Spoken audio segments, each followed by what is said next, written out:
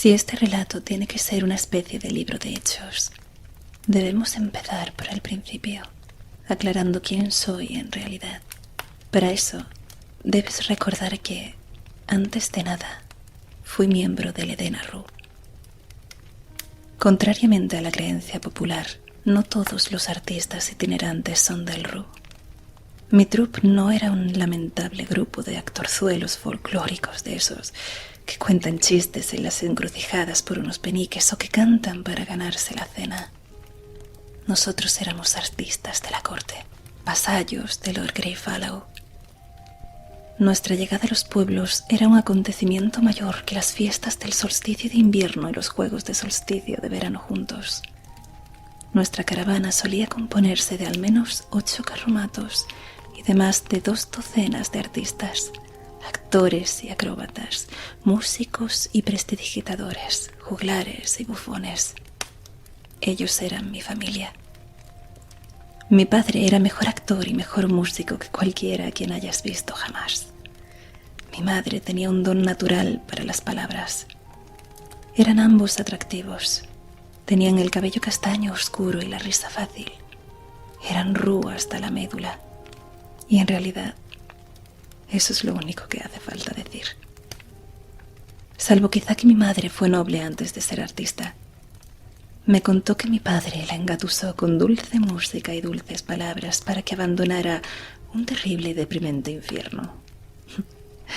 Yo deduje que se refería a las Tres Cruces, donde una vez fuimos a visitar a sus parientes cuando yo era muy pequeño, una sola vez.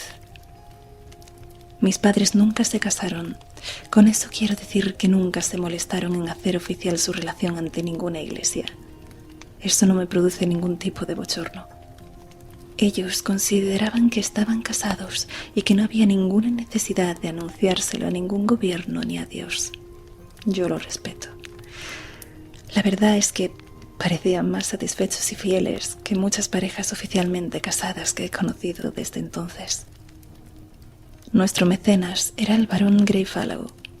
Ese nombre nos abría muchas puertas que normalmente les habrían estado cerradas a los Edena Ru. A cambio, nosotros llevábamos sus colores, el verde y el gris, y acreditábamos su buena reputación allá donde íbamos. Una vez al año pasábamos 2 ciclos en su mansión, actuando para él y para el resto de los habitantes de la casa. Fue una infancia feliz. Puede decirse que crecí en medio de una función sin fin. Mi padre me leía los grandes monólogos en los largos trayectos en carromato de un pueblo a otro. Los recitaba de memoria y su voz se oía desde más de medio kilómetro de distancia. Recuerdo que yo leía a medida que él recitaba y que intervenía interpretando los papeles secundarios. Mi padre me animaba a atreverme con pasajes especialmente buenos y así fue como aprendí a amar las buenas palabras. Mi madre y yo componíamos canciones. Otras veces mis padres representaban diálogos románticos mientras yo los seguía en los libros. Entonces parecían juegos. Yo no era consciente de la astucia con que mis padres me estaban educando. Era un niño curioso, preguntón y ávido de conocimiento. Mis maestros eran acróbatas y actores, y es asombroso que no cogiera manía a las lecciones como les pasa a la mayoría de los niños. Los caminos eran más seguros que hoy día, pero aún así había gente que viajaba con nuestra troupe porque de ese modo se sentía más segura. Esas personas complementaron mi educación. Adquirí conocimientos rudimentarios del derecho de la mancomunidad de un abogado itinerante demasiado borracho o demasiado pedante para darse cuenta de que le estaba dando sermones a un niño de 8 años. Aprendí los secretos del bosque de un cazador llamado Laglith que viajó con nosotros casi una estación entera. Aprendí las sórdidas maquinaciones de la corte real de Modège de una cortesana. Como solía decir mi padre, al pan pan y al vino vino, pero a una prostituta llámala siempre señora. La vida de las prostitutas es muy dura y no cuesta nada ser respetuoso con ellas. Hetera olía a canela y a los 9 años yo la encontraba fascinante, aunque sin saber exactamente por qué. Ella me enseñó que no debía hacer nada en privado de lo que no quisiera que se hablara en público y me advirtió del peligro de hablar en sueños. Y luego vino Abenzi, mi primer maestro de verdad. Él me enseñó más que todos los otros juntos. De no ser por él, no me habría convertido en el hombre que hoy soy. Te agradecería que no se lo tengas en cuenta, porque él lo hizo con buena intención. Tendréis que marcharos de aquí, dijo el alcalde. Acampad fuera del pueblo y nadie os molestará mientras no provoquéis peleas ni os llevéis nada que no sea vuestro. Le lanzó una mirada elocuente a mi padre. Y mañana os vais con viento fresco. Nada de representaciones, no causan más que problemas. Tenemos licencia, protestó mi padre, sacando una hoja de pergamino doblada del bolsillo interior de la chaqueta. Es más, pagamos para actuar. El alcalde negó con la cabeza y ni se molestó en leer nuestro documento de mecenazgo. La gente se alborota, dijo vehemente. La última vez hubo una pelea de 1000 demonios durante la función. Demasiado alcohol y demasiada excitación. La gente arrancó las puertas de la taberna y destrozó las mesas. Ese local es municipal. El ayuntamiento tiene que hacerse cargo de las reparaciones. Nuestros carromatos ya habían empezado a despertar curiosidad. Trip estaba haciendo malabarismos. Marion y su esposa estaban montando un espectáculo de marionetas improvisado. Yo observaba a mi padre desde la parte de atrás de nuestro carromato. No es nuestra intención ofenderlos ni ofender a su mecenas, prosiguió el alcalde. Pero el pueblo no puede permitirse otra noche como aquella. Como gesto de buena voluntad, estoy dispuesto a ofrecerles un cobre a cada uno. Pongamos 20 peniques, si siguen su camino y nos dejan tranquilos. Me gustaría aclarar que 20 peniques quizá fuera un buen pellizco para una troupe de pacotilla que viviera de forma precaria, pero para nosotros esa cifra era sencillamente insultante. El alcalde debería habernos ofrecido 40 peniques por actuar una sola noche. Además, debería habernos garantizado el uso de la taberna, una buena comida y camas en la posada.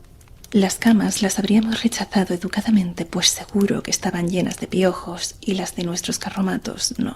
Si mi padre estaba sorprendido o ofendido, no se le notó. «Recoged», gritó por encima del hombro. Trip se guardó las bolas de malabarista en varios bolsillos sin siquiera un floreo. Hubo un coro de decepción por parte de varias docenas de vecinos cuando, de repente, las marionetas se quedaron quietas y regresaron a sus baúles. El alcalde, aliviado, sacó su bolsa de dinero y extrajo 2 peniques de plata. «Informaré al varón de su generosidad», dijo mi padre con circunspección cuando el alcalde le puso las monedas en la mano. El alcalde se quedó petrificado. ¿Al varón? Al varón Greyfallow. Mi padre hizo una pausa y buscó una muestra de reconocimiento en el rostro del alcalde.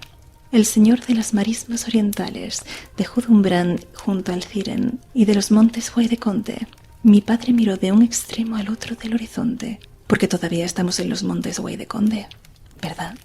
Sí, confirmó el alcalde. Pero el señor Semelan... ¡Ah! Estamos en el feudo de Semelan, exclamó mi padre, mirando alrededor como si hasta entonces no se hubiera ubicado. Un caballero delgado, con barbita. Se acarició la barbilla con los dedos. El alcalde asintió, perplejo. Un tipo encantador, con una voz preciosa. Lo conocimos el año pasado por las fiestas del solsticio de invierno, cuando estuvimos alojados en la mansión del barón. Ah, claro. El alcalde hizo una pausa elocuente. ¿Me permite ver su licencia? Vi cómo el alcalde leía el documento. Le llevó un buen rato porque mi padre no se había molestado en mencionar la mayoría de los títulos del barón, tales como vizconde de Montrone y señor de Trelliston. La clave del asunto era la siguiente. Era verdad que Semelan controlaba aquel pequeño pueblo y todas las tierras circundantes, pero Semelan le debía fidelidad de Greyfallow. Más concretamente, Greyfallow era el capitán del barco y Semelan fregaba la cubierta y le hacía el saludo. El alcalde dobló la hoja de pergamino y se la devolvió a mi padre. «Entiendo», dijo. Eso fue todo. Recuerdo que me quedé estupefacto al ver que el alcalde no se disculpaba ni le ofrecía más dinero a mi padre. Mi padre también hizo una pausa y luego continuó. «El pueblo está dentro de su jurisdicción, señor, pero nosotros actuaremos de todas formas, ya sea aquí o fuera de los límites del municipio. No pueden utilizar la taberna», dijo el alcalde con firmeza. «No quiero que vuelvan a destrozarla». Podemos actuar aquí mismo, dijo mi padre, señalando la plaza del mercado. Hay espacio suficiente y así la gente no tendrá que salir de la ciudad. El alcalde vaciló. Yo no podía creerlo.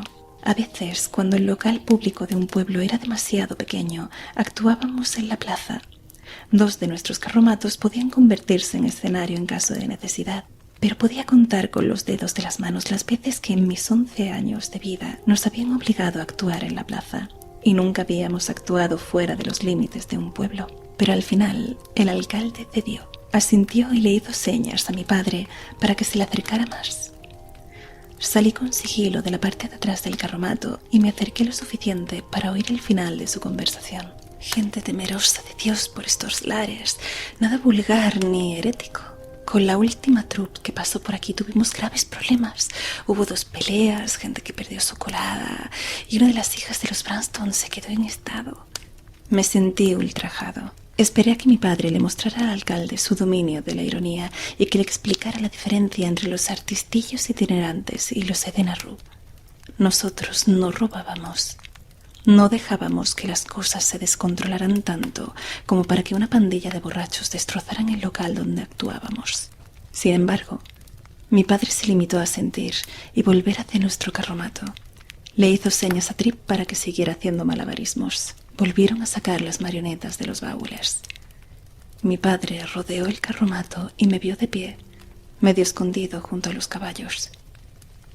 Por la cara que pones supongo que habrás oído toda la conversación, dijo con una sonrisa irónica.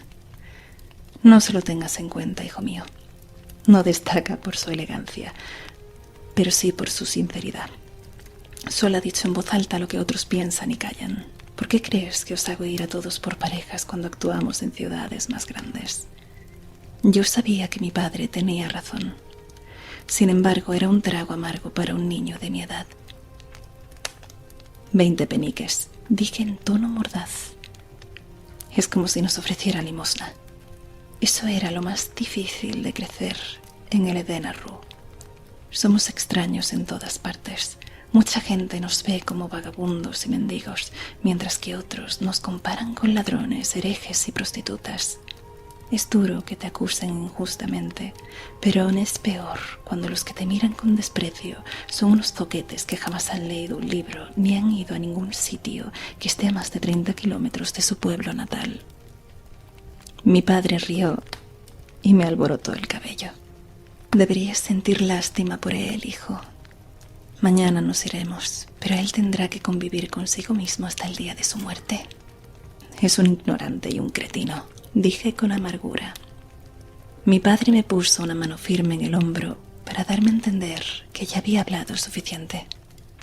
Supongo que eso nos pasa por acercarnos demasiado a Atur. Mañana nos dirigiremos hacia el sur. Allí hay verdes pastos, gente más amable y mujeres más hermosas. Ahuecó una mano alrededor de una oreja, se inclinó hacia el carromato y me hincó un codo en las costillas.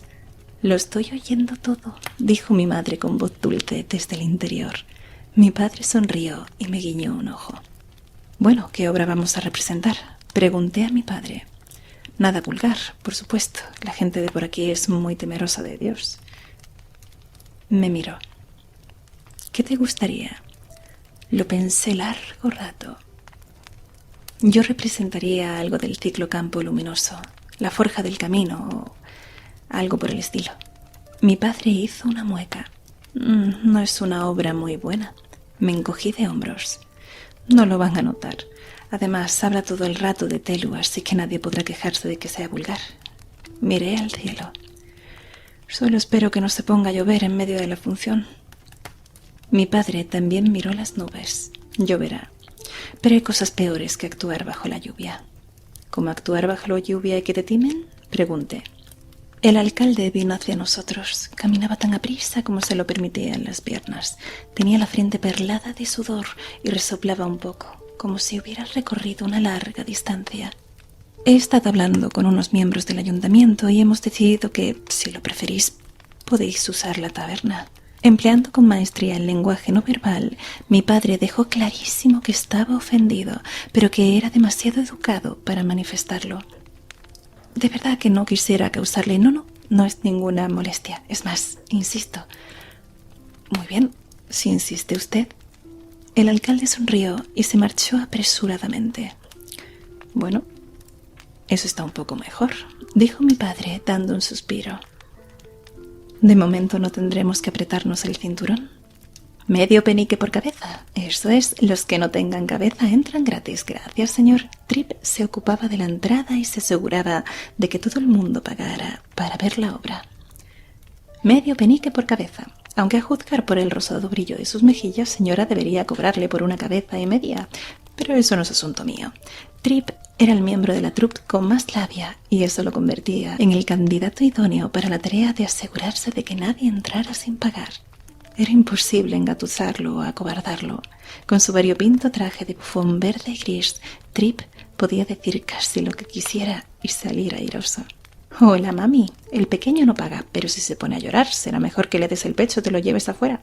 Tripp no callaba ni un momento. Eso es, medio penique. Sí, señor, las cabezas huecas también pagan. Aunque siempre era divertido ver trabajar a Tripp, yo estaba distraído mirando un carromato que había entrado por el otro extremo del pueblo hacía cerca de un cuarto de hora. El alcalde había discutido con el anciano que lo conducía y se había marchado como un vendaval. Vi que el alcalde volvía al carromato acompañado de un individuo alto y provisto de un largo garrote. Si no me equivocaba, debía ser el alguacil. Me venció la curiosidad y me dirigí hacia el carromato, procurando que no me vieran. El alcalde y el anciano volvían a discutir cuando me acerqué lo suficiente para oírlos. El alguacil estaba a escasa distancia con cara de irritación y nerviosismo. Dicho que no tenga licencia, no necesito licencia. Los vendedores ambulantes necesitan licencia. Los caldereros necesitan licencia. Usted no es calderero, argumentó el alcalde. No intente hacerse pasar por algo que no es. No intento hacerme pasar por nada, le espetó el anciano. Soy calderero y vendedor ambulante y más que eso, soy arcanista, pedazo de idiota, con más razón, dijo el alcalde obstinado. Por aquí somos temerosos de Dios. No queremos saber nada de gente que tontea con cosas oscuras que es mejor dejar en paz. Los de su clase solo causan problemas. ¿Los de mi clase?, repitió el anciano. ¿Qué sabe usted de los de mi clase? Seguramente hace 50 años que no pasa ningún arcanista por aquí. Y nos gusta que así sea. De media vuelta y márchese por donde ha venido. Y un cuerno, no pienso pasar la noche bajo la lluvia por culpa de un cazurro como usted, dijo el anciano muy acalorado. No necesito su permiso para alquilar una habitación ni para hacer negocios en la calle. Y ahora déjeme en paz o comprobará de primera mano el tipo de problemas que podemos causar los de mi clase. El miedo pasó fugazmente por el semblante del alcalde, pero la indignación lo sustituyó rápidamente. Le hizo una seña al alguacil y dijo: en ese caso, pasará la noche en el calabozo por vagancia y conducta amenazadora. Lo soltaremos por la mañana, si es que ha aprendido a dominar su lengua. El alguacil fue hacia el carromato con el garrote al lado del cuerpo. Sin moverse de donde estaba, el anciano levantó una mano. Una intensa luz roja surgió de las esquinas delanteras de su carromato. Ya hay suficiente, dijo en tono amenazador. Si no, las cosas podrían ponerse feas. Tras un momento de sorpresa, comprendí que esa extraña luz provenía de un par de lámparas simpáticas que el anciano había instalado en su carromato. Yo había visto esas lámparas en la biblioteca de Lord Griffalo. Daban una luz más intensa que las de gas y más firme que la de las velas o las lámparas de aceite, y duraban casi eternamente. Además, eran carísimas. Habría apostado a que en aquel pueblo nadie había oído hablar de ellas ni las había visto jamás. El alguacil se paró en seco cuando la luz empezó a intensificarse, pero como no parecía que pasara nada, apretó la mandíbula y siguió andando hacia el carromato. El rostro del anciano denotaba nerviosismo. «Espere un momento», dijo al mismo tiempo que la luz roja del carromato empezaba a apagarse. «No me gustaría que cierra el pico, viejo charlatán», le cortó el alguacil. Agarró al arcanista por el brazo como si metiera la mano en un horno. Como no pasó nada, se sonrió y se sintió más seguro de sí mismo. «Si es necesario, estoy dispuesto a darte una buena tunda para que no hagas más brujerías de esas». «Así se hace, Tom», terció el alcalde, que rebosaba de alivio. «Llévatelo y ya enviaremos a alguien a buscar el carromato». El alguacil sonrió y le retorció el brazo al anciano. El arcanista se dobló por la cintura y, dolorido, dejó escapar un grito ahogado. Agazapado en una esquina, vi que la expresión del anciano pasaba del nerviosismo al dolor y a la rabia en un solo segundo, y le vi mover los labios. Una violenta ráfaga de viento surgió de la nada, como si de pronto, sin previo aviso, hubiera estallado una tormenta.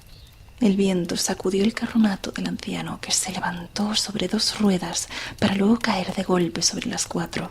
El alguacil se tambaleó y cayó al suelo, como si lo hubiera derribado la mano de Dios. Incluso donde yo estaba escondido, casi a 10 metros de distancia, el viento era tan fuerte que tuve que dar un paso adelante, como si me hubieran empujado bruscamente por la espalda. «¡Fuera de aquí!», chilló furioso el anciano. «No me atormentes más. Le prenderé fuego a tu sangre y te invadirá un miedo frío como el hielo y duro como el hierro». Esas palabras me resultaron vagamente familiares, pero no sabía de qué me sonaban. El alcalde y el alguacil se dieron la vuelta y echaron a correr, con los ojos abiertos y enloquecidos como caballos espantados. El viento cesó con la misma rapidez con que había empezado a soplar. La ráfaga no debió de durar más de 5 segundos. Como la mayoría de los vecinos se habían congregado frente a la taberna, no creí que nadie lo hubiera visto excepto yo, el alcalde, el alguacil y los asnos del anciano, que estaban completamente quietos e imperturbables en sus aparejos. «Dejad este lugar limpio de vuestra repugnante presencia», masculló el arcanista mientras los veía marchar. «Por el poder de mi nombre ordeno que así sea». Entonces comprendí por qué sus palabras me resultaban tan familiares. El anciano estaba recitando unos versos de la escena del exorcismo de Daiónica. Poca gente conocía esa obra. El anciano se volvió hacia su carromato y empezó a improvisar. «Os convertiré en mantequilla en un día de verano, os convertiré en poetas con alma de sacerdotes, os llenaré de crema de limón y os arrojaré por una ventana». Escupió en el suelo. «Cabrones». Se le fue pasando el enfado y dio un hondo y cansado suspiro. «Bueno, podría haber sido mucho peor», murmuró mientras se frotaba el hombro del brazo que el alguacil le había retorcido. «¿Creéis que volverán con una turba detrás?». Al principio pensé que el anciano me lo decía a mí, pero entonces me percaté de que estaba hablando con sus asnos. Yo tampoco», les dijo, «pero ya me he equivocado otras veces. Quedémonos cerca de los límites del pueblo y echémosle un vistazo a la avena que nos queda, ¿de acuerdo?». Subió al carromato por la parte de atrás y reapareció un momento más tarde con un gran cubo y un saco de arpillera casi vacío. Vació el saco en el cubo y el resultado pareció desanimarlo. Separó un puñado de avena para él antes de acercarles el cubo a los asnos con el pie.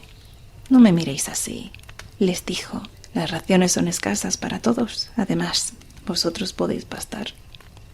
Acarició a uno de los animales mientras se comía su puñado de avena, parando de vez en cuando para escupir la cáscara.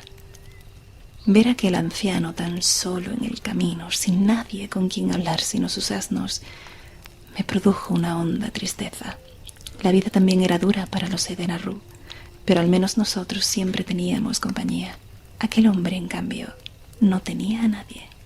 «Nos hemos alejado demasiado de la civilización, chicos. Los que me necesitan no confían en mí y los que confían en mí no pueden pagarme». El anciano miró en el interior de su bolsa de dinero con los ojos entrecerrados. «Tenemos un penique y medio, de modo que nuestras opciones son limitadas.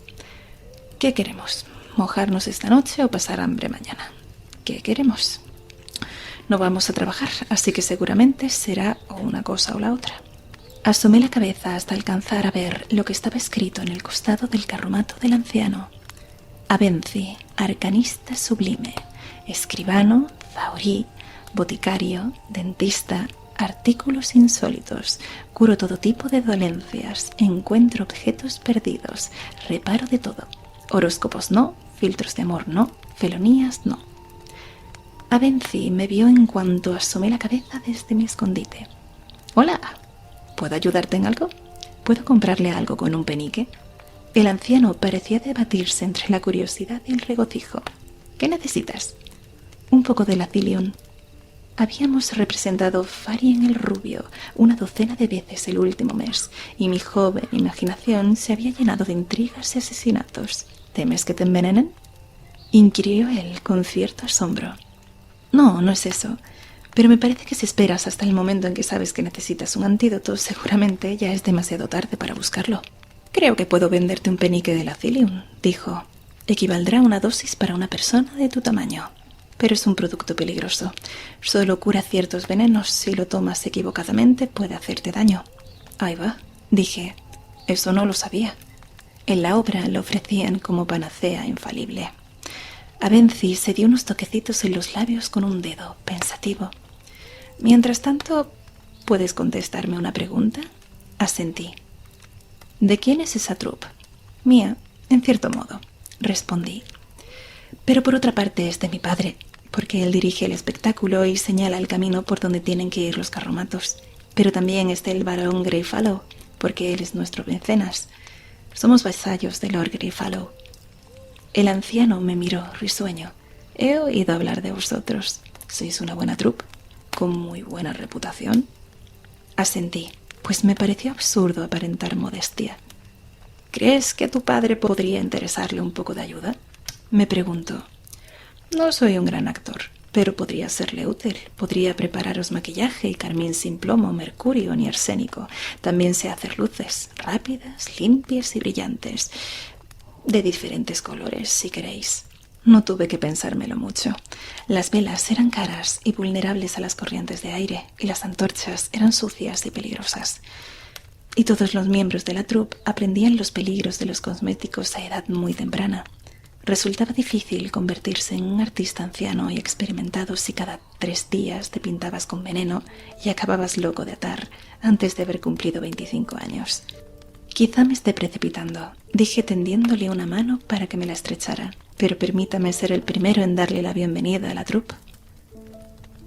Si esto tiene que ser un relato completo y sincero de mi vida y de mis actos, creo que debería mencionar que los motivos que me llevaron a invitar a Ben a entrar en nuestra troupe no eran del todo altruistas. Es cierto que los cosméticos y las luces de calidad eran cosas de las que la troupe podía beneficiarse. También es cierto que había sentido lástima por aquel anciano al imaginármelo tan solo por aquellos caminos. Pero sobre todo sentía curiosidad. Había visto en Abenzi hacer algo que yo no podía explicar. Algo extraño y maravilloso. No, no me refiero a las lámparas simpáticas. Sabía muy bien que eso solo era teatro. Un truco para impresionar a los pueblerinos ignorantes. Pero lo que había hecho después era diferente. Había llamado al viento y el viento había acudido. Eso era magia. Era magia de la de verdad. La clase de magia de la que yo había oído hablar en las historias sobre Taborlin el Grande. La clase de magia en que no creía desde que tenía 6 años. Ya no sabía qué creer. Así que lo invité. Lo invité a unirse a nuestra troupe con la esperanza de encontrar respuestas a mis preguntas. Aunque por entonces no lo sabía, yo estaba buscando el nombre del viento.